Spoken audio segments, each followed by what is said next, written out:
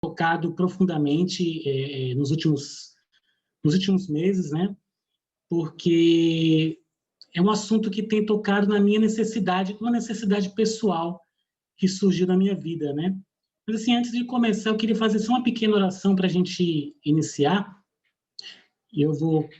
Santo Deus, Pai querido, muito obrigado por essa oportunidade de estarmos aqui juntos, como irmãos, para podermos, Pai, estudar a Tua palavra, meu Santo Deus, e assim ser transformados por ela, meu Pai. Obrigado por este momento aqui, que o Senhor possa, Pai, nos guiar pelas Tuas Escrituras e que elas possam tocar o nosso coração e nos fazer revelar, meu Santo Deus, o que o Senhor tem guardado para as nossas vidas, Deus. Obrigado, me usa, Pai, para que eu possa, Deus eterno, ser, Pai, realmente um instrumento do Senhor nas Tuas mãos, Pai. Essa é a minha oração que eu te faço, em nome de Jesus. Amém. Bom, irmãos, então, como eu estava dizendo, esse assunto graça, ele não surgiu apenas por uma curiosidade, mas fruto de uma necessidade mesmo, né? Assim, uma necessidade espiritual. Eu estava me olhando assim, me vendo muito andando na minha vida com Deus, no meu relacionamento com Deus, muito movido pela culpa, pelo medo, pela ansiedade, e eu fiquei me questionando, meu Deus, o Senhor me chamou para isso, né, para ter esse tipo de vida, né, de ser movido pela culpa, pelo medo, e aí o tema graça, ele veio como realmente uma resposta para essas inquietações, para essa angústia realmente no meu coração, porque eu fiquei pensando, poxa, não foi para isso que Deus me chamou, né? Deus me chamou para algo muito maior, né? Ele realmente me chamou para me oferecer uma nova vida, né, por meio de Cristo, e Ele quer que eu viva essa vida plenamente, né? Ele não quer que eu seja movido por culpa, por medo, mas Ele quer que eu seja movido pelo amor, né, pelo amor dele por mim.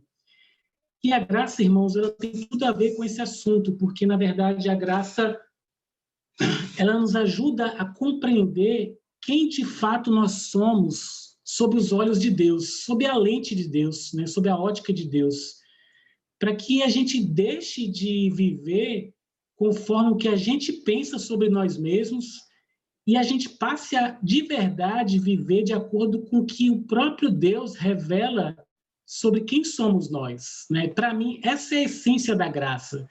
É Deus nos revelar quem nós somos aos olhos dele, para que assim a gente possa viver de maneira coerente com essa compreensão de quem nós temos sobre nós mesmos, segundo, como eu disse, a ótica de Deus.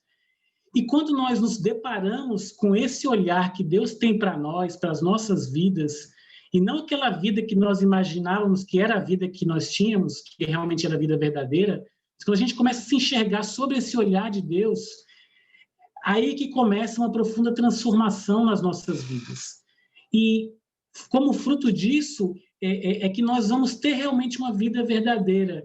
E a obediência, ela vai ser fruto dessa convicção, não vai ser fruto do medo, da culpa, mas vai ser fruto dessa convicção de que eu sou uma nova pessoa e que por ser uma nova pessoa, não por meu mérito, mas por conta de Cristo, isso sim vai fazer de mim ter uma nova vida e a obediência vai ser uma consequência disso. Então, a graça, ela nos convida a uma reconciliação com nós mesmos. E, por consequência, ela nos traz uma profunda transformação para as nossas vidas. A graça ela não pode ser confundida com uma graça barata. Um teólogo alemão que ele falou sobre graça barata. Graça barata é aquela em que as pessoas veem o que Deus fez, mas veem de uma forma intelectual, de uma forma cínica, e que, por conta de não ver de uma maneira espiritual o que Deus fez por nós, não há uma transformação na vida dessa pessoa. Então, essa graça não é dessa graça barata que a Bíblia mostra, mas é de uma graça que realmente produz uma transformação profunda, plena para as nossas vidas. Então, eu comecei esse questionamento, irmãos, porque eu acredito que da mesma forma que eu passo por lutas como essas, né, de me questionar o que tem movido a minha vida, eu vejo, conversando com irmãos, com irmãs, eu percebo que muitas pessoas também, ao longo da sua vida cristã, começam a trocar o que Deus fez por nós para ter uma vida pesada, uma vida triste, uma vida amargurada, uma vida em que parece que a gente vai sendo arrastado. E não é isso que Deus preparou para nós. E ao longo desses 4 estudos, né, em que a gente vai focar um pouco sobre a graça, sobre a visão de Paulo, o que eu quero ajudar vocês a conduzir vocês pelas Escrituras é a gente compreender esse assunto que é tão essencial para a vida cristã. Um assunto que não só vai nos dar a leveza, não vai nos dar a alegria, mas vai nos dar a verdadeira salvação. Mas, assim, antes de começar falando sobre Paulo, né, sobre a visão de Paulo, eu queria começar mostrando a graça de uma forma mais cotidiana, né, a graça do nosso dia a dia. E eu quero começar lendo um salmo no Antigo Testamento, porque, lógico, no Antigo Testamento, para que a gente possa quebrar um primeiro paradigma errado que nós temos sobre a graça. Normalmente a gente pensa que a graça é um assunto que é tratado no Novo Testamento e que o Antigo Testamento, essencialmente, o que prevalece é a justiça. E esse é um dos maiores erros que nós cristãos temos em fazer esse tipo de divisão. No Antigo Testamento, justiça, Novo Testamento, graça. E eu quero, por conta disso, até para quebrar essa visão deturpada que muitos de nós temos, eu quero começar lendo com vocês um salmo, que é o Salmo 124, para a gente poder compreender um pouco no Antigo Testamento como a graça ela pode nos revelar, no primeiro momento, a graça sobre o aspecto, sobre a nossa vida cotidiana. Como ela pode influenciar as nossas vidas? Como a graça pode influenciar na minha vida, no meu dia a dia? E eu quero ler um salmo com vocês, por favor. Salmo 124. Pode passar, Salmo 124. Vamos ler então, irmãos. Fala assim: que teria acontecido se o Senhor Deus não estivesse do nosso lado? Responda, povo de Israel. O povo responde: se o Senhor não estivesse do nosso lado, quando os nossos inimigos nos atacaram, eles nos teriam engolidos vivos, pois furiosos voltaram contra nós. As águas nos teriam levado para longe, a enchente nos teria coberto, e teríamos morrido afogados na correnteza violenta. Demos graças ao Senhor, que não deixou que os nossos inimigos nos destruíssem. Como passarinho, nós escapamos da armadilha do caçador. A armadilha quebrou e ficamos livres. O nosso socorro vem do Senhor Deus, que fez o céu e a terra. Eu gosto muito desse salmo, irmãos, porque ele mostra que é a graça de Deus que é responsável por que não deixou que o povo de Israel fosse destruído pelos seus inimigos, mas essa graça de Deus é a mesma que nos acompanha no nosso dia a dia e que nos mantém vivos. Em outras palavras, se a graça de Deus se afastasse um momento sequer das nossas vidas, esse pequeno momento seria suficiente para que tudo aquilo que poderia, pelo menos das milhares de coisas que poderiam acontecer de ruim na nossa vida, acontecesse. E só não aconteceram por conta da presença de Deus e da graça dele. E pensar sobre isso é muito especial, porque muitas vezes a gente, ao longo do nosso dia, a gente vê tantos pensamentos nas nossas cabeças, tantas coisas que vêm, que nos traz ansiedade muitas vezes, mas são coisas que não acontecem. E não acontecem por quê? Pelo menos a maioria delas, porque a graça de Deus esteve presente. Só para dar um exemplo disso, quando eu estava preparando essas aulas, né, foi no final do ano passado, início desse ano, eu fui visitar meus pais em Pernambuco, mas assim, eu fiquei pensando, meu Deus, eu preciso visitar meus pais, porque já faz um ano que eu não os vejo, só que eu não posso ir para a casa deles, porque eu fiquei com medo muito grande de poder trazer o vírus para eles, né? E eu falei, não, eu vou ficar numa cidade vizinha, aí eu vou ficar no hotel numa cidade vizinha, para que aí, assim, diariamente eu possa ir lá, tirar um tempo para ficar com meus pais, mas nem entrei na casa deles, fiquei de fora para poder realmente não expor. Meu pai tem 78 anos, minha mãe tem 73, e eu pensei, não, é a forma que eu encontrei para não expor, mas ao mesmo tempo poder estar com eles. Mas aí eu fiquei num hotel, em um hotel razoável, mas foi interessante, irmãos, porque eu estava preparando as aulas e vi coisas na minha cabeça. Meu Deus, eu estou nesse hotel aqui, e aí eu entrei no hotel, peguei a maçaneta da porta e não limpei a minha mão, e depois eu peguei a torneira do banheiro e não limpei minhas mãos, e aí eu comecei a ficar numa noia, assim, numa paranoia. Eu falei assim, meu Deus do céu, eu vou me contaminar, estou contaminado com vírus, como é que vai ser essas aulas? Eu não vou conseguir preparar essas aulas, eu vou deixar Sérgio na mão, e agora como é que vai ser? E vieram coisas na minha cabeça, irmãos, assim, não foi por muito tempo, mas eu fiquei pensando assim, e aí falei assim, meu Deus, eu vou estar entubado, e aí como é que eu vou fazer? Eu estou falando, mas eu não estou exagerando, não, irmãos. Vieram vários pensamentos na minha cabeça. E eu falei, será que eu vou estar realmente com condição de fazer essa aula daqui a um mês? Né? E aí, assim, com o tempo as coisas foram passando, e aí eu fiquei mais tranquilo em relação a isso. Bom, Deus, está nas suas mãos. Mas, assim, como a gente tem pensamentos ao longo do nosso dia, né, que fazem a gente pensar em várias coisas, mas esse salmo nos fala que a graça de Deus é que nos mantém vivos, é que não nos permite que as coisas ruins possam acontecer para nós. Mas, assim, então eu quis colocar essa primeira escritura no Antigo Testamento só para a gente entender que a graça de Deus está presente em toda a Bíblia. Desde o primeiro versículo da Bíblia, quando fala que Deus criou, no princípio Deus criou os céus e a terra. Ali a graça de Deus já estava presente. Mas, passando agora para o Novo Testamento, se tem alguém que se dedicou a tratar desse assunto do Novo Testamento com tamanha profundidade, não que outros não tenham feito, mas que, para mim, me toca profundamente, é Paulo.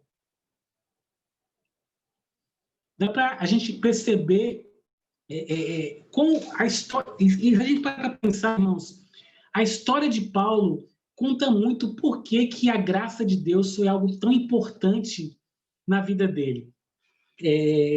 Paulo, a gente conhece um pouco da história de Paulo, né? Paulo, ele foi uma pessoa que estava perseguia os cristãos, né? Ele vivia na religião do judaísmo, ele perseguia os cristãos, e eu imagino que quando Paulo foi convertido, mesmo como cristão convertido, e a gente lê várias escrituras, a gente vai ler algumas aqui daqui a pouco, mas a gente vê um conflito interno dentro de Paulo muito grande, uma tensão muito grande.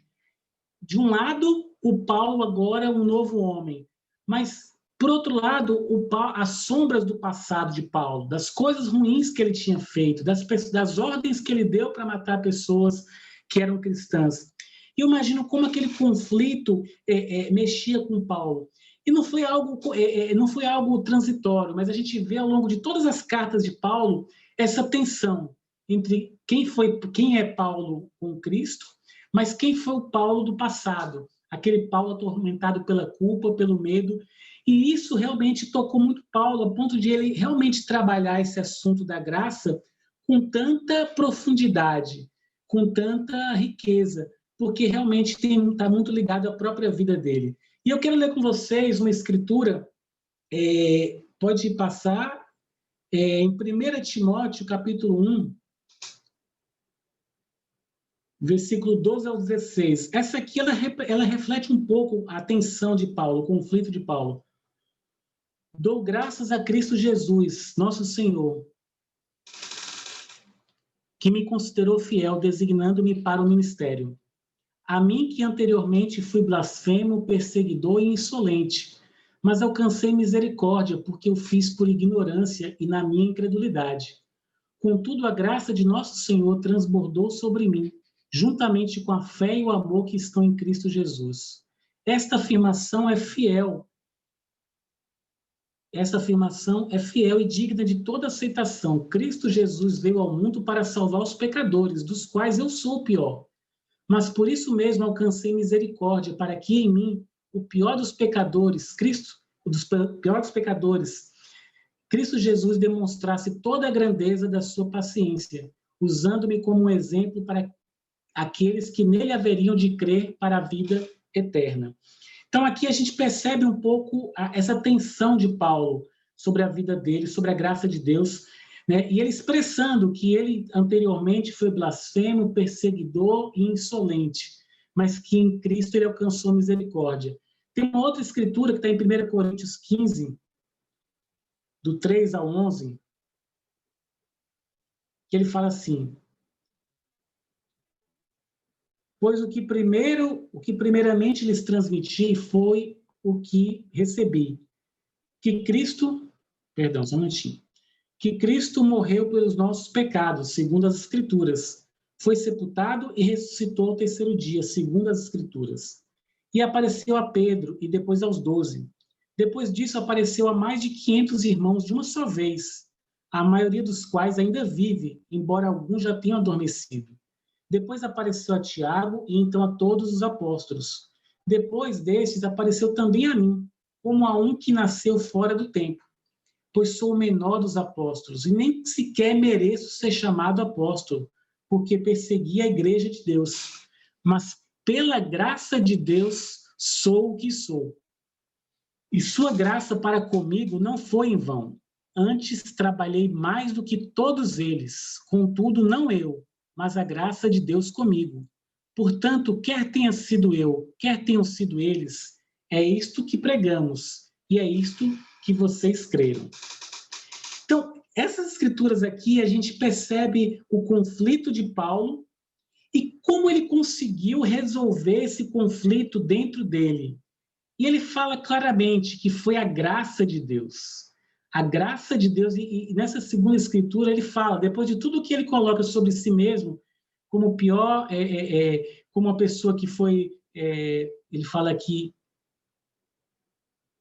pois sou o menor dos apóstolos, ele vai colocando a vida dele, vai falando sobre que ele realmente não merecia o que ele recebeu, mas ele fala, mas pela graça de Deus sou o que sou.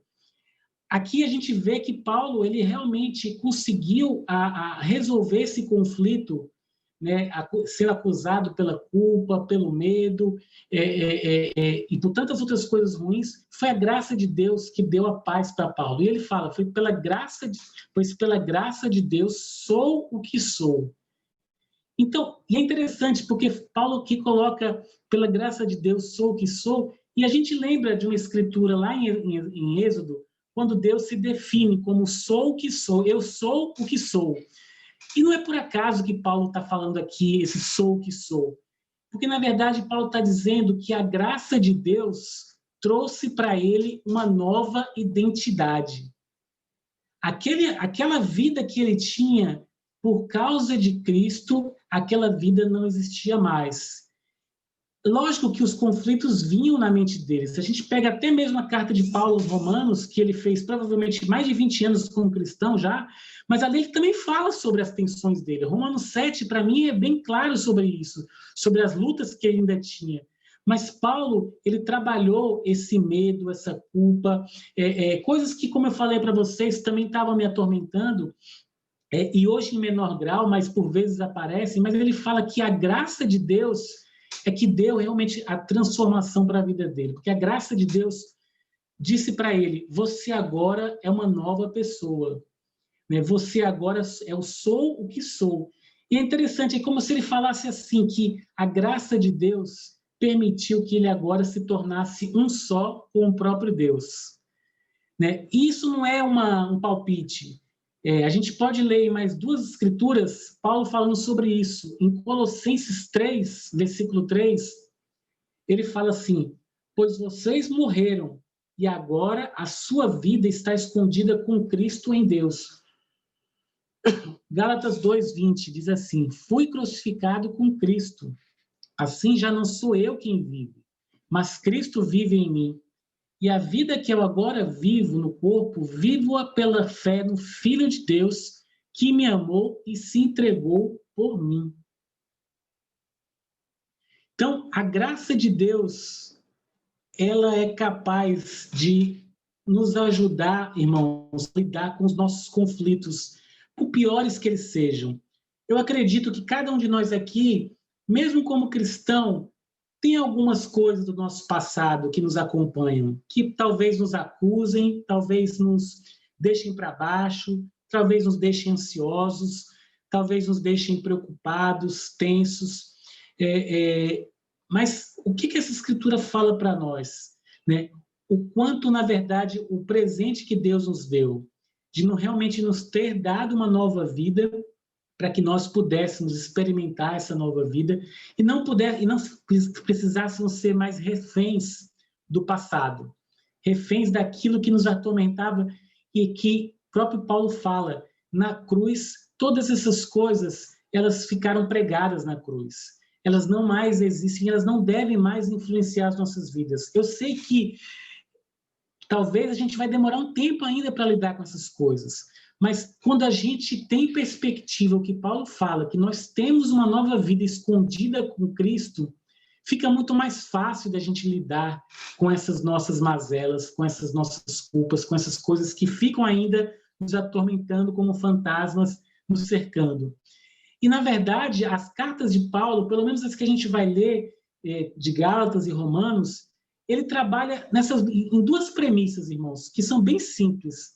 A primeira foi essa que eu falei, né, sobre a nova vida que nós ganhamos em Cristo, mas como nós podemos acionar essa nova vida, como nós podemos fazer que essa vida se torne real para nós. Não seja alguma coisa meramente potencial, mas seja uma coisa concreta no nosso dia a dia, nas mínimas coisas que a gente vai fazer, até as grandes coisas, mas que a gente vai ter essa convicção de que nós agora somos o que somos pela graça de Deus. E aí Paulo ele vai nos mostrar na carta de Paulo aos Gálatas e aos Romanos como nós podemos acionar essa vida para que ela se torne presente para nós. E a segunda premissa que Paulo trabalha nas cartas aos Romanos e aos Gálatas é como a gente deve exercitar isso para que ele se torne cada vez mais real para nós. Que não é meramente uma coisa abstrata, mas é algo que a gente vai construindo ao longo da nossa vida, mas que precisa do outro, precisa do nosso próximo para que isso possa ser exercitado, para que essa graça possa ser exercitada na nossa vida. Então, assim, irmãos, poder estudar essas cartas vão nos ajudar a entender como a graça de Deus transformou a vida de Paulo e como a graça de Deus ela pode transformar as nossas vidas. Como a graça de Deus ela pode fazer realmente uma mudança muito profunda dentro de nós, para que a gente não fique mais sendo acusado por coisas que não mais fazem parte das nossas vidas, embora muitas vezes a gente permita que essas coisas continuem fazendo parte de nós, mas que pela fé a Bíblia fala que elas foram cravadas lá na cruz, elas foram colocadas lá, e elas não têm por que mais nos influenciar. Então, meu desejo, irmãos, com esses estudos, é a gente poder conversar sobre isso, é a gente poder falar sobre como a graça de Deus ela pode realmente nos dar uma nova alegria para as nossas vidas, como ela pode realmente fazer uma transformação, né, para as nossas vidas. E, como eu disse, a gente vai... o cronograma de aulas ele vai ser feito da seguinte forma. Essa é uma primeira aula introdutória, a gente tem mais algumas coisinhas para falar ainda hoje, mas a segunda aula, que vai ser na quarta-feira que vem, a gente vai falar sobre a carta de Paulo aos Gálatas. E a gente vai estudar um pouco sobre algumas convicções que Paulo coloca nessa carta, que vão nos ajudar bastante nessa compreensão sobre o quanto a graça de Deus pode mudar as nossas vidas. E aí, nas duas últimas aulas, a gente vai falar um pouco sobre a carta de Paulo aos Romanos. Então, assim, irmãos, o meu convite está feito nesse sentido, né? O meu desejo não é apenas passar um conteúdo teológico, né? Embora ele seja importante, ele tem o seu espaço, mas, assim, além disso, e mais do que isso, o que eu quero realmente é mostrar o quanto Deus ele tem algo muito especial preparado para nós, e a graça de Deus ela tem esse poder para as nossas vidas. Eu queria, na verdade, agora, nessa última parte da aula, destacar algumas facetas sobre a graça de Deus. Porque, só para vocês entenderem, quando os teólogos, ao longo dos séculos, eles se debruçando sobre a Bíblia, e principalmente nas cartas de Paulo, eles começaram a enxergar algumas visões sobre a graça de Deus, que a gente pode dizer que são facetas da graça de Deus. são perspectivas diferentes sobre a graça de Deus. E aí é muito interessante a gente compreender essas facetas da graça de Deus, porque elas vão nos ajudar nos próximos estudos, nos próximos tempos que nós vamos ter, porque elas ajudam a gente a compreender sob olhares diferentes do mesmo assunto, que é a graça de Deus. É um assunto tão vasto, tão profundo, que não dá para a gente focar em apenas um olhar, sob um ângulo. E aí vocês vão perceber que, às vezes, aparentemente, até algumas facetas da graça, aparentemente, podem chocar com outras. Mas é interessante a gente poder estudar cada uma delas. Essas nomenclaturas que eu vou passar para vocês não estão na Bíblia, pelo menos a maioria delas não está, mas, assim, elas falam de aspectos realmente muito interessantes. O primeiro deles, a primeira faceta da graça, os estudiosos chamam de superabundância. A superabundância da graça, esse tema se refere ao tamanho da graça, à abrangência da graça, né? A intensidade da graça. E assim, para não ficar uma coisa abstrata, eu quero ler com vocês uma escritura que está em Romanos 5. Eu não vou ler do 12 ao 21, só por causa do tempo mesmo, mas eu vou ler Romanos 5, versículo 20. Deixa eu aqui rapidinho para vocês.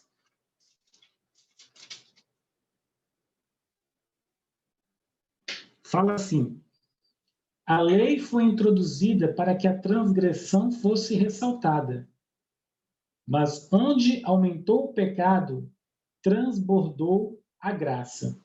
Então, essa primeira faceta da graça, falando sobre a abrangência, ela mostra, nesse versículo aqui, de uma forma muito clara, quando Paulo, aqui na Carta aos Romanos, fala sobre a superabundância. Ele fala, onde o pecado aumentou, transbordou a graça. Ou seja, a graça foi capaz de ir além do pecado, de passar do pecado, né, de ultrapassar o poder que o pecado tinha sobre as nossas vidas para nos oferecer a salvação. Essa é uma das facetas da graça e que Paulo trabalha muito nessa carta aos Romanos, ele fala sobre esse assunto, e é um tema que pode gerar alguns tipos de discussão, porque esse tema da superabundância pode levar algumas pessoas a entenderem, então se a graça é algo tão abundante assim, a ponto de abarcar o pecado, eu não preciso mais me preocupar com a minha vida, porque por mais que eu peque, Deus vai me perdoar. E tem um poeta aqui baiano, que o nome dele é Gregório de Matos Guerra, que ele fala sobre isso. Tem um poema dele que ele fala assim, ele conversando com Deus, olha só o diálogo dele com Deus. Ele fala assim, Deus, eu sou um pecador, e a minha capacidade de pecar é limitada. Agora, a sua capacidade de perdoar é ilimitada. Então, o que eu concluo? Que por mais que eu peque, o Senhor sempre vai ter que me perdoar. E é essa graça barata que as pessoas muitas vezes falam, né? E que Paulo combate claramente. Se vocês lerem depois, no começo do capítulo 6, que a gente não vai fazer isso agora, para não dar spoiler, mas para a gente, para os próximos tempos, a gente tratar desse assunto, mas aqui essa superabundância, ela precisa ser vista com cuidado, né? A superabundância está na Bíblia, mas assim, a gente precisa olhar dentro da perspectiva do que Paulo fala, no contexto do que Paulo fala, para não cairmos naqueles erros, como esse que eu acabei de ler, esse poema, mas também em situações como essa, aqueles chavões, uma vez salvo, sempre salvo. E que agora eu não preciso mais me preocupar com a minha vida, porque Deus já me perdoou e está tudo resolvido entre mim e Deus. E não é por aí que esse assunto que deve ser entendido. Mas a gente vai aprofundar. Só estou colocando a pontinha do iceberg para que a gente possa, nos próximos tempos, a gente conversar mais sobre esse assunto. A segunda faceta da graça está na singularidade. Singularidade, ela parte do pensamento seguinte. Deus é bom e perfeito. Portanto, a graça de Deus, que vai se manifestar para nós, ela vai ter que se manifestar de acordo com esse caráter de Deus. Então, ela vai sempre se manifestar nas nossas vidas com bondade e com amor. Ou seja, a singularidade, ela está ligada, atrelada ao caráter de Deus. Se Deus é bom, tudo o que ele faz é bom. E a graça de Deus vai me mostrar apenas coisas boas. E esse é um tema que pode ser bastante tentador a gente pensar dessa forma, e a Bíblia fala sobre isso, mas a gente pode também entrar em alguns conflitos. Poxa, mas será que só acontecem coisas boas nas nossas vidas? E a gente sabe que não. A gente sabe que acontecem coisas que não são agradáveis, coisas que realmente não deixam a gente feliz, que a gente muitas vezes até fala que são coisas ruins. Mas esse aspecto da singularidade, ele trata desse tema. E aí é um assunto que realmente rende muita conversa. Mas eu quero ler, só para a gente abrir um pouquinho o horizonte sobre essa questão da singularidade, eu quero ler com vocês uma escritura que está em Romanos 8, 28. Na verdade, eu vou ler as duas, tá bom? A primeira é curtinha e a segunda também não é tão longa. Romanos 8, 28. Sabemos que Deus age em todas as coisas para o bem daqueles que o amam, dos que foram chamados de acordo com o seu propósito. E a segunda está em 2 Coríntios 12, do 7 ao 10.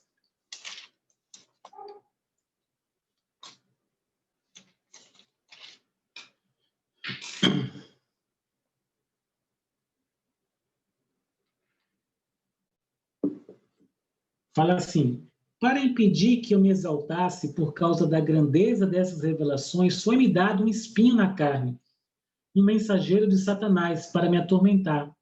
3 vezes roguei ao Senhor que o tirasse de mim. Mas ele me disse: minha graça é suficiente para você, pois o meu poder se aperfeiçoa na fraqueza.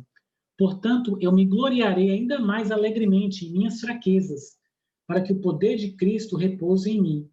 Por isso, por amor de Cristo, regozijo-me nas fraquezas, nos insultos, nas necessidades, nas perseguições, nas angústias, pois quando sou fraco, é que sou forte. Então, essas escrituras nos ajudam a enxergar a singularidade de uma forma que não se contradiga. Porque o que essas escrituras mostram? Que a perspectiva de Deus sobre a bondade é muito mais ampla do que a nossa. Como a primeira escritura fala, porque tudo coopera para o bem daqueles que amam a Deus, dos que foram chamados segundo o seu propósito. Essa escritura nos mostra que a perspectiva de Deus sobre bondade, sobre as nossas vidas, é uma perspectiva de bondade, uma perspectiva muito mais ampla. Ou seja, o que está em jogo não é apenas um desconforto da nossa vida cotidiana, da nossa vida diária, mas o que Deus pensa sobre bondade é na eternidade. E, de acordo com essa visão de Deus, às vezes ele pode permitir que coisas aparentemente ruins aconteçam visando um bem maior, visando algo maior, que é a nossa própria salvação. E dessa forma a gente consegue ver a singularidade de uma maneira compreensível, que não choca com essa visão sobre Deus, dessa questão da bondade de Deus. Então, esse é o segundo aspecto. O terceiro, agora, a terceira faceta está na prioridade. A prioridade, quando essa faceta da prioridade significa o seguinte, que a graça, ela sempre se manifesta de forma antecedente e nunca posteriormente. Ou seja, a graça, ela sempre vem antes de um agir humano. O agir humano é uma mera resposta à graça de Deus. Mas o que realmente, o início de tudo está no ato de Deus, na participação, no agir de Deus.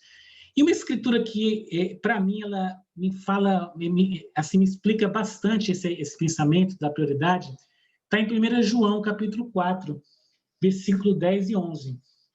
Eu gosto muito dessa escritura, porque ela realmente nos fala sobre essa visão que a gente precisa ter sobre Deus. 1 João, capítulo 4,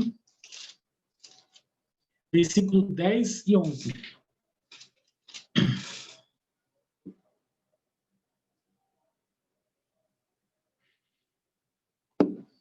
Diz assim: nisto consiste o amor, não em que nós tenhamos amado a Deus, mas em que Ele nos amou e enviou seu Filho como propiciação pelos nossos pecados. Amados, visto que Deus assim nos amou, nós também devemos amar uns aos outros. Então, essa escritura, para mim, ela deixa muito claro o que é a prioridade.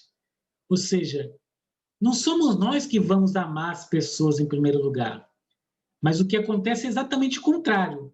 Por nós entendermos que somos amados por Deus, é que vai gerar em nossos corações um amor capaz de amar as outras pessoas. Ou seja, naturalmente eu não consigo amar as pessoas, mas na medida em que eu compreendo o quanto Deus me ama, isso sim cria no meu coração o desejo de amar as pessoas. E esse assunto da prioridade, ele gera várias polêmicas, várias discussões. Talvez a principal delas tenha a ver com um assunto chamado predestinação. Tá, se Deus é quem age, se Deus é quem faz as coisas, se Deus é quem dá o pontapé, a grande questão que Paulo coloca, inclusive numa escritura, que está em Efésios, capítulo 1, versículo 4 e 5. Vamos ler a escritura rapidinho, só para a gente poder pensar um pouco sobre isso. Efésios 1, versículo 4 e 5.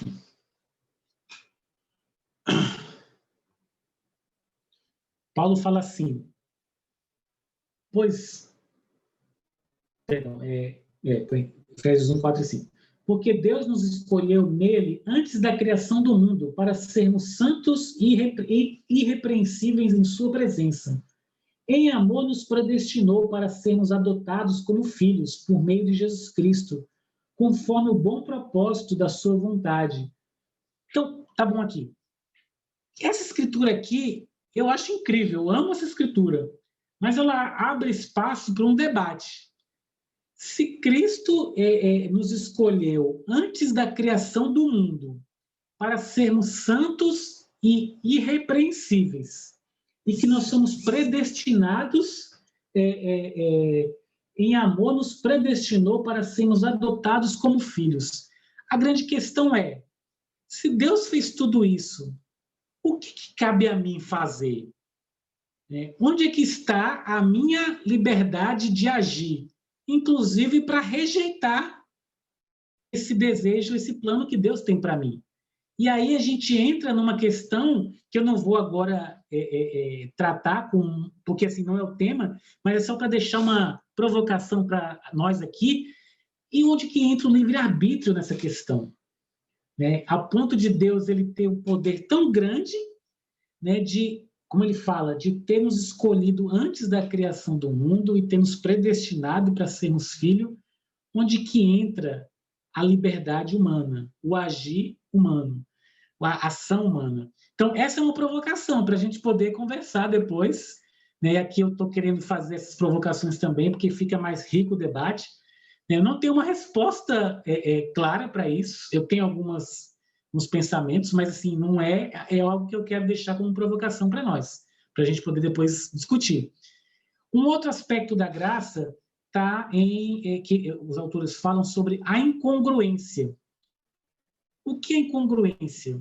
É que significa o seguinte: a graça de Deus ela se manifesta independentemente de quem seja o recebedor dessa graça, o receptor dessa graça. O próprio Paulo fala, e a gente já leu a escritura em 1 Timóteo 1,15, ele fala, porque a graça de Deus se revelou a mim, eu que sou o pior dos pecadores. Então, o que Paulo está mostrando aqui? Que é mais um aspecto da graça, a incongruência, ou seja, a graça ela se manifesta independentemente de quem sejamos nós. Ou seja, até porque ninguém pode ter esse mérito de receber a graça de Deus, né? Então, ela não escolhe, ela não nos escolheu simples porque nós temos algo para oferecer a Deus. E a gente vai falar muito sobre isso nas cartas de Paulo, agora na próxima, que vai ser aos Gálatas, também em Romanos, e aí a gente vai poder aprofundar um pouco mais sobre isso. Outro aspecto está na eficácia da graça. E aí, sobre esse aspecto da eficácia, significa o seguinte, que a graça de Deus, segundo esses autores, ela realiza tudo para o qual Deus determinou, de forma perfeita. Então, o agir de Deus, ele engloba tudo. E aí a gente vai cair numa discussão parecida com aquela da prioridade. Porque se a graça abarca tudo, onde está a participação humana nisso? Um dos maiores defensores dessa faceta da graça, da eficácia, é Agostinho. E Agostinho, ele amparava muito ele fundamentava muito a sua opinião nessa escritura, que está em Filipenses 2:13. Todos nós conhecemos, a maioria de nós conhece, mas eu vou ler aqui rapidinho para a gente. Ele fala assim: pois é Deus quem efetua em vocês tanto o querer quanto o realizar, de acordo com a boa vontade dele. Então, Agostinho se prendia muito a essa escritura para falar que a graça de Deus ela abarca, inclusive, a nossa vontade. E que aí gera polêmica. Gerou várias polêmicas de Agostinho com outros teólogos da época, e a gente não vai dar para poder falar agora sobre isso, porque realmente vai passar do tempo, mas assim, é um assunto que realmente desperta bastante interesse da gente, e que a gente, sei lá, em outra oportunidade a gente pode falar. Mas assim, esse é um aspecto realmente interessante e polêmico sobre a graça. E para a gente terminar sobre essas facetas da graça, o último delas é a não circularidade. O que significa isso? Que a graça independe de reciprocidade, de retorno. Isso significa que Deus ofereceu a graça e que, embora Ele deseje que nós recebamos essa graça, mas assim, pela não circularidade, Deus ele não vai exigir um retorno nosso. Ou seja, a graça não está condicionada a um retorno, ela não está condicionada a uma resposta, embora seja essa a expectativa que Deus tenha para nós. E é uma escritura que eu acho bem interessante, que Paulo fala sobre isso, a gente já até leu, mas vou ler rapidinho para vocês, está em 1 Coríntios 15:10.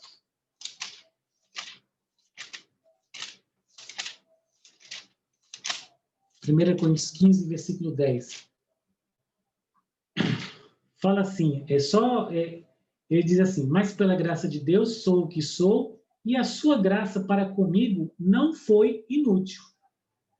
Então, o que Paulo aqui está falando? Que a graça de Deus veio até ele, e para ele não foi inútil. O que a gente pode concluir disso?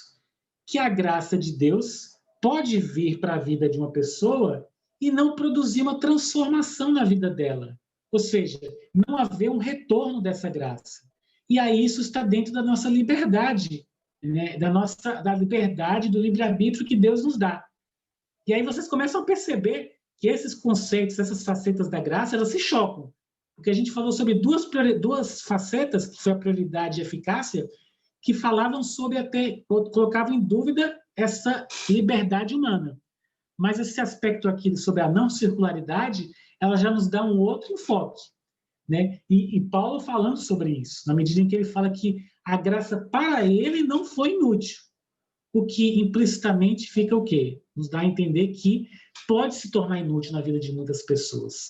E as cartas de Paulo, de Gálatas e Efésios, vai nos mostrar como a gente se livrar dessa armadilha, para que ela não se torne inútil nas nossas vidas. E aí é isso que a gente vai falar nos próximos tempos, nos próximos encontros. Mas assim, irmãos, é isso que eu queria colocar, né? Eu queria, assim, na verdade, expressar, assim, terminar com uma... Primeiro, tem um poema de Gregório de Matos, falando de uma forma ruim sobre a graça, um aspecto ruim, mas eu tenho um poema dele que eu gosto muito, que talvez o contexto que ele colocou não seja esse, mas eu interpreto dessa forma. Quando ele fala sobre a vida, né, ele foi um poeta assim baiano, né, assim que realmente assim eu admiro muito esse poeta. E tem um poema dele que eu gosto demais, esse poema, que ele fala sobre a vida mesmo, né? E ele fala assim: goza, goza da flor da mocidade, que o tempo trota toda ligeireza e imprime em cada flor a sua pisada. Ó, não aguardes que a maturidade te converta essa flor, essa beleza, em terra, em cinza, em pó, em sombra, em nada. Eu gosto muito desse poema, porque ele está falando sobre a vida, né? Deus nos deu um presente, irmãos, que é muito precioso, que é a nossa vida. E a graça é o aspecto mais visível da graça de Deus. É na nossa vida que a graça de Deus se reflete da maneira mais poderosa, mais forte. E assim, irmãos, independentemente de como nós estamos hoje, Deus ele nos faz um convite para viver a nossa vida como Ele de fato preparou para nós.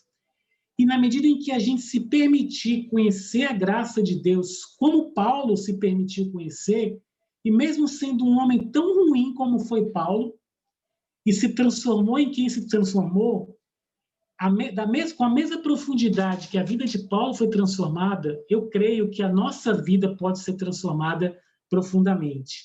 E a graça, ela nos convida para isso. A graça nos convida, irmãos, a nos reconciliar com nós mesmos.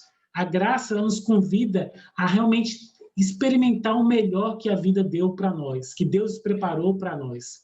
Então, assim, realmente, assim, ler as cartas de Paulo, e não só as cartas de Paulo, mas as escrituras de uma forma geral, elas sempre estão nos fazendo esse convite. O próprio Cristo fala, quando ele está lá em João 10:10, eu vim para que tenham vida, e vida abundante, vida plena, vida transbordante. E é sobre isso que a graça fala para nós. E se a gente se permitir ouvir com os ouvidos da fé, né, é o que realmente Deus está querendo falar para nós, eu tenho certeza que essas escrituras e tantas outras que a gente vai ler nos próximos tempos podem nos ajudar realmente a ter uma nova visão sobre as nossas vidas, que é a visão que o próprio Deus tem sobre nós. E é isso que a graça faz para nossas vidas. É mostrar que, apesar das circunstâncias em que nós vivemos hoje, nós não precisamos continuar reféns dessas circunstâncias, porque Deus tem algo muito maior, muito mais especial, e que cada um de nós pode desfrutar disso. Basta que a gente aceite, né, o convite de Paulo, e ele vai nos mostrar nos próximos tempos como a gente pode acionar essa vida que Deus preparou para nós. Bom, irmãos, acho que vou terminar, porque já deu 9 horas cravado aqui, e é isso que eu queria, deu tempo para falar tudo que eu queria falar. E eu agradeço muito, realmente, por essa oportunidade, e espero que, se for possível, que vocês possam estar nos próximos tempos para a gente poder conversar mais sobre esse assunto, que tem me ajudado muito e que eu sei que vai ajudar muito cada um de vocês também. Muito obrigado.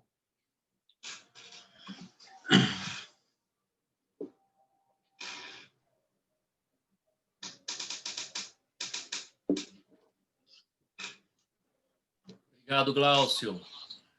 Obrigado. Excelente, boa explanação, escrituras perfeitas. Muito obrigado. Estou bem motivado aqui pela graça e obrigado pelo seu trabalho, sua dedicação para passar isso para nós. Muita gratidão. Amém, meu irmão. Obrigado. Obrigado, Glaucio. Tem uma pergunta, não sei se dá para fazer agora. Opa, se eu pudesse... Maravilha. Essa pergunta talvez, não sei se você vai responder agora também ou no final da série, né? Mas é uma coisa que eu fiquei pensando hoje de tarde, porque como o tema é graça, né? Eu tô percebendo, principalmente na região onde eu tô agora, especificamente de férias, né? Que é aqui na periferia, né? Há uma disseminação muito forte da graça de Deus, né? Eu acho que isso é comum, ou tem sido mais comum em todo o Brasil, de certa forma, né? Um aspecto da espiritualidade de Deus, mas que se tornou um jargão popular, né? Como Jesus te ama, Deus te ama, coisa assim. Então, A minha pergunta Sim. é como que a gente lida com essas coisas? Como que a gente lida com...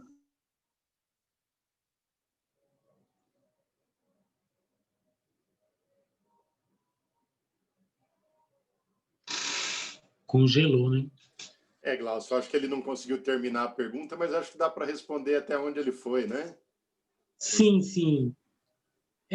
Bom, esse assunto, na verdade, né, assim, a gente vai falar bastante quando a gente... Bastante não, mas a gente vai ter um tempo para a gente poder falar sobre isso, que é quando a gente for ler a carta, principalmente de Paulo, aos Romanos, né, porque trata muito sobre esse assunto. A gente lê uma escritura que fala sobre a superabundância da graça, né? Então, assim, ele fala sobre esse aspecto, né, que onde o pecado apareceu, a graça ela foi além, né, do pecado, ou seja, ela excedeu o poder que o pecado tinha. E aí Paulo ele trata de algumas coisas que realmente são muito, mas ele faz um contraponto. A gente pode ver, por exemplo, em Romanos 6, Paulo fazendo um contraponto sobre isso.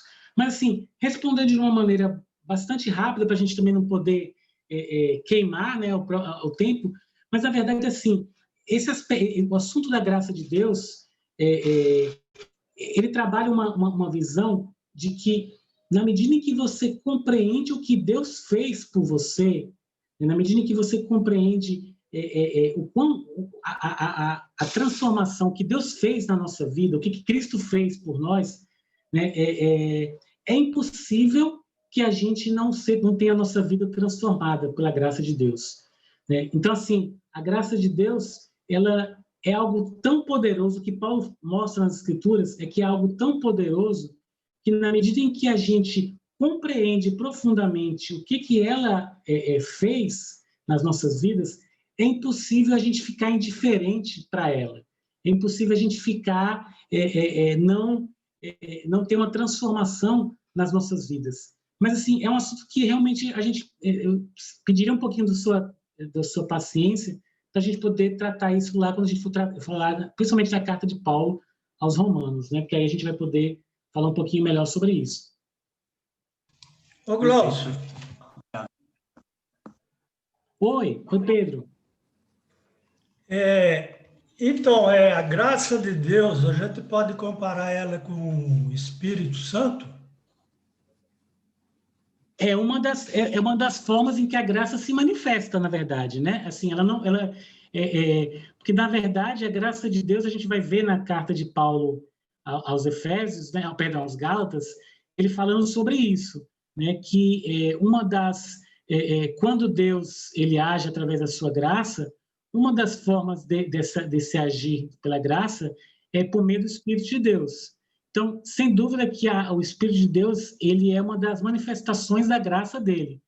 Eu não sei se dá para a gente dizer que é a mesma coisa, mas é um aspecto, sem dúvida, da graça de Deus. Ela se manifesta através do Espírito de Deus, sim. Né? Mas, assim, é algo que a gente vai falar quando a gente for ler a carta de Paulo aos Gálatas no próximo tempo. Mas, sem dúvida, Pedro, que sim, que não a mesma coisa, mas é uma das manifestações da graça de Deus, através do Espírito de Deus. Tá certo. Obrigado, Glaucio. Valeu, meu irmão. Claudinei, tudo bem? Queria acrescentar, boa noite a todos. Só queria acrescentar uma coisa que vários de vocês sabem, eu e Rosana estamos assistindo essa aula. Mas uma coisa bem bacana, assim, é que Glaucio é uma pessoa que não só tem desenvolvido esse conhecimento aí teológico e tem conseguido passar para a gente, mas ele é um beneficiário da graça de Deus. Ele é uma pessoa que transpira e fala e vive sobre isso de modo bastante convincente. Então, ele tem bastante autoridade para falar porque vive isso, né? Dentro dos seus limites, das suas dificuldades. É nisso, Glaucio, que eu vejo mais autoridade em você para poder nos auxiliar nessas aulas sobre graça. Então, muito grato a você e os demais irmãos aí. Obrigado, irmão. Obrigado. Oi, Glaucio. Oi. Eu queria queria fazer uma pergunta, é que eu estava no Bluetooth aqui, aí você não estava me ouvindo antes. Eu queria saber se por acaso, né, você falou das várias facetas aí da graça, né? Sim. Se por acaso você já ouviu falar sobre a questão sobre a graça comum que se fala também, né? Se por acaso já falar sobre isso, você já ouviu falar sobre isso dentro do contexto de igrejas e até de mundo, se existe essa faceta da graça comum a todos, que algumas igrejas falam, né? Bom, quando você fala em graça comum, assim, eles falam de que forma? Assim, eu realmente não vi, assim, você fala em que sentido? Não, aquela que a chuva cai para todos, o sol nasce para todos, e aí eles Entendi. diferenciam, né?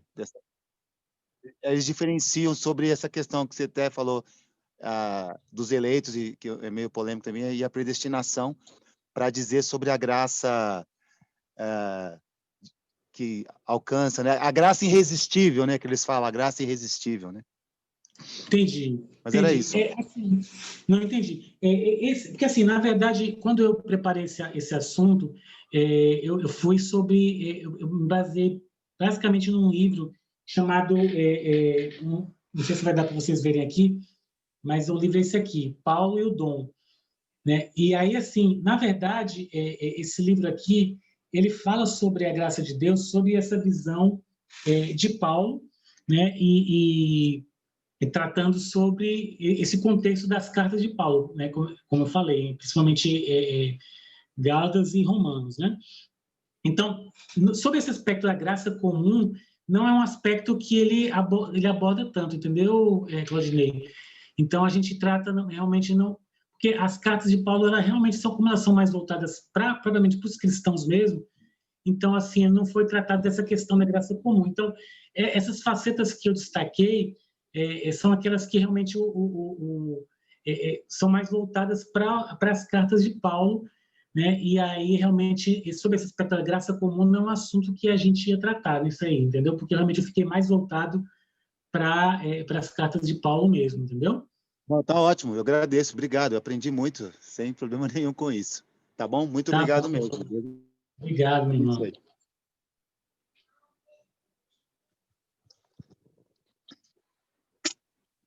Ô, Glaucio. Ele está falando aqui. Tudo bem, Glaucio? Olá, minha irmã. Como vai? Muito obrigada pela aula, achei muito, muito profunda, muito acrescenta muito, né?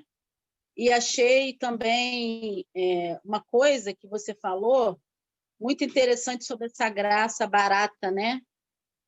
Não sei se você vai falar mais sobre isso, mas eu não sei se eu conseguir entender que essa graça barata é a questão a pessoa achar que não precisa fazer o sacrifício de mudança, né? Eu vou fazer isso, mas Deus está aqui, eu vou errar, mas Deus vai me perdoar. Mas eu vou fazer de novo, Deus vai me perdoar. Então, acho que acaba sendo um conforto, né? Acho que eu não sei se é isso que você quis passar, que essa graça barata acaba sendo até um conforto, como é que eu posso dizer? Cristão, né, evangélico, no sentido assim, eu vou ser cristão, mas eu não preciso me sacrificar por mudar algumas coisas no meu caráter, mudar algumas coisas no meu... Porque mesmo eu errando, Deus vai me perdoar. Eu não sei, eu pude entender dessa forma, né? Achei muito interessante isso, porque eu nunca tinha pensado nisso, uma graça barata e uma graça mais voltada para... Porque, realmente, como você fala, esse assunto é muito abrangente. Mas essa graça barata me chamou muita atenção, que realmente é isso que eu vejo muitas vezes, né? As pessoas que são evangélicas. Às vezes a gente também pode pensar assim, eu não preciso pagar um preço tão alto, eu não preciso transformar a minha vida, porque eu tenho o perdão de Deus, eu tenho a graça de Deus. Então, acho que as pessoas acabam se confortando nos seus pecados, né? Mantendo aquele pecado, mantendo aquelas falhas, não se esforçando para ser transformada, né? Porque a graça, quando a gente enxerga ela de uma forma que é a misericórdia de Deus, A gente sabe que a gente não merece isso, né? Então, o que você retribui a Deus é o seu sacrifício, né? A sua mudança, a sua transformação. Então, não sei, eu consegui pegar mais ou menos esse tipo de coisa. Achei muito legal. Te agradeço de todo o coração, tá, meu irmão? Muito bom ver seu crescimento. Obrigado, minha irmã. Obrigado. Não, esse assunto ele realmente é muito, assim, realmente é muito importante a gente refletir, né? Porque quando na próxima carta que a gente vai, no próximo tempo que a gente vai ter, a gente vai falar a carta de Paulo aos Gálatas, né? Ele vai mostrar esse assunto, né? De uma forma bem clara, e a carta aos Romanos ainda mais clara ainda, porque na verdade esse assunto da graça, e a gente vai ver, eu tentei falar um pouquinho hoje, né? Nessa introdução, mas assim, o que Paulo ele mostra sobre a graça é o seguinte, é que quando a gente entende a graça, a gente consegue perceber que, de fato, agora, nós somos uma nova pessoa. Nós temos, de fato, uma nova vida, né? E, assim, por consequência disso, né, é impossível que eu continue a viver da maneira que eu vivia antes. Né? Porque o que Cristo fez na minha vida, né, a vida que Ele ofereceu para mim, né, ela não pode agora... eu não posso viver de maneira incompatível com essa vida que Deus me deu. Ou seja, como a gente lê lá em Gálatas 2:20, né, quando Paulo fala, né, fui crucificado com Cristo. Assim já não sou eu quem vive, mas Cristo vive em mim. Né? E a vida que eu agora vivo-a pela fé no Filho de Deus que me amou e se entregou por mim. Então, na medida em que eu consigo compreender que a graça de Deus ela me transformou de fato numa nova pessoa, eu preciso viver de maneira coerente com essa nova vida. Então, é impossível não ser transformado por essa graça, na medida em que eu compreendo, não intelectualmente, mas eu compreendo realmente de forma espiritual o que Deus fez com a minha vida. Então, é nesse aspecto que a gente fala da graça verdadeira e a graça barata.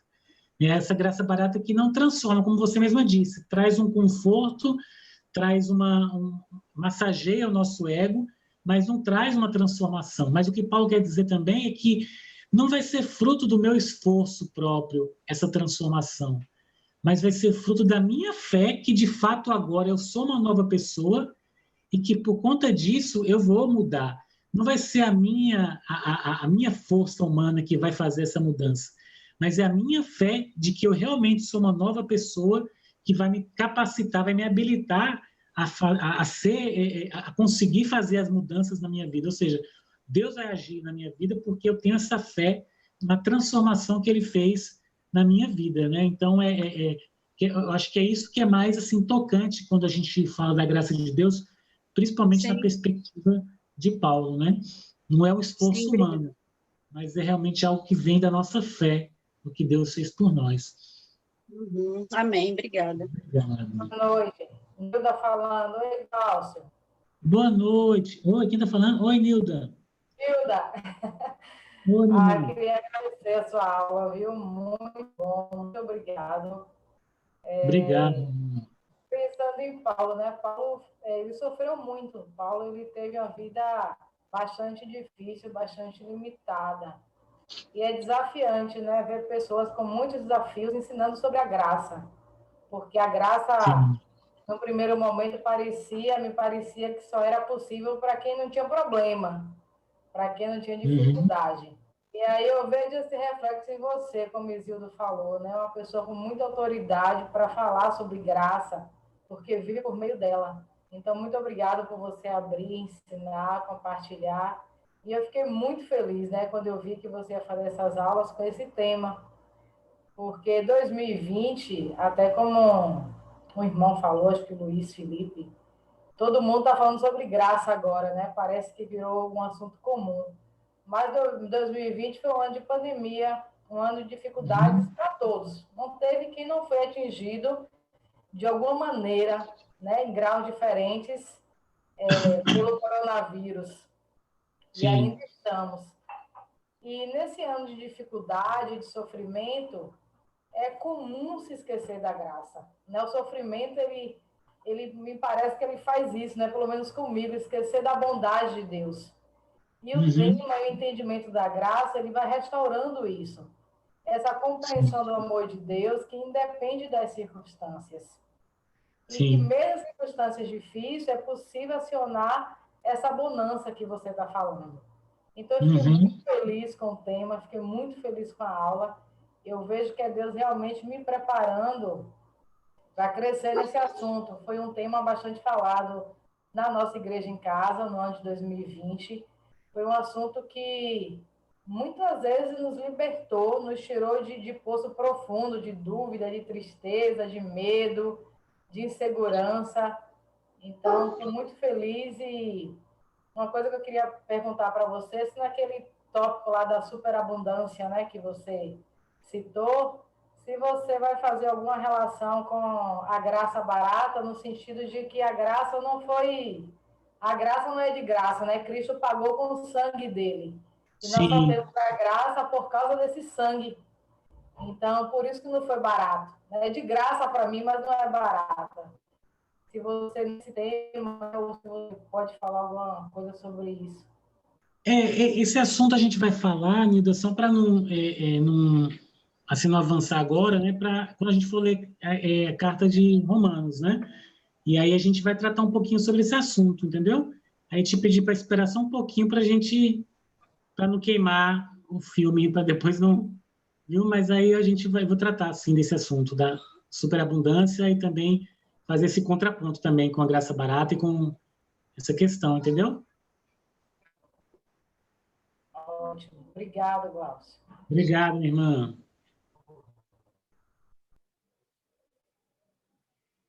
Bom, acho que...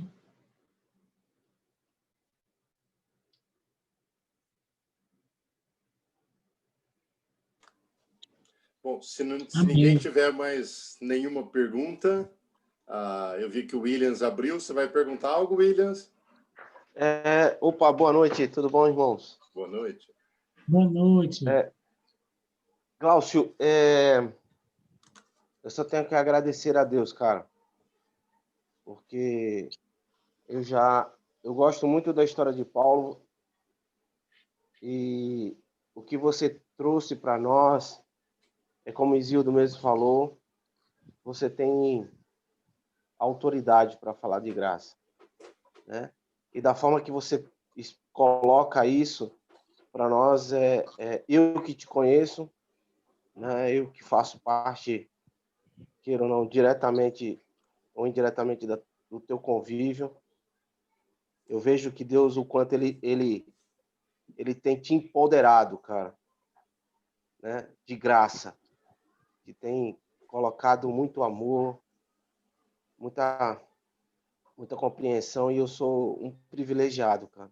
Então, eu quero muito agradecer a Deus em primeiro lugar e por você trazer com tanta bagagem, que eu sei que você é um cara que ama muito a vida de Paulo, se espelha muito em Paulo, e isso, para mim, é uma alegria. Muito obrigado. E eu sei o quanto de coisas boas você está aí ansioso para falar para nós, mas você não quer dar spoiler. Mas eu estou ansioso pelas aulas aí e quero muito poder participar de todas elas. Desculpa poder entrar assim, não cedo, não acompanhar logo no início. Eu estava em outra aula, mas assim que eu saí de lá, eu já corri para cá, porque eu sabia que Deus tem algo abundantemente para os nossos corações e nos encher de alegria com a história de Paulo, porque ele é um cara que nos inspira, pelo menos a mim, me inspira muito, e você é um cara também que me inspira muito. Muito obrigado pela sua vida, pela sua fé, pela sua coragem, cara. Obrigado. Um abraço. Obrigado, meu irmão. Muito obrigado.